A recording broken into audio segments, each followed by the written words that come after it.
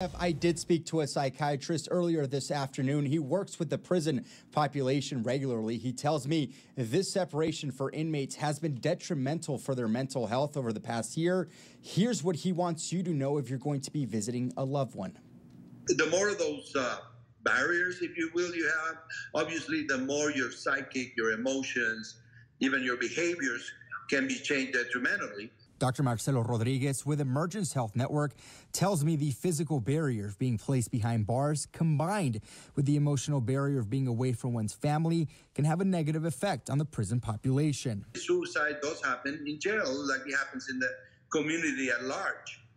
So now that those doors are open, I would think a lot of these inmates that we're seeing for mental health, and even if we're not seeing them, it will be a welcome thing to them. So if you're planning on visiting a loved one in jail, what should you expect? Dr. Rodriguez recommends going in with an understanding mindset. Especially when people that are locked up like that, having that validation we're talking about, that approval, the non-judgmental stuff. My recommendation would be like, yes, listen, validate, support.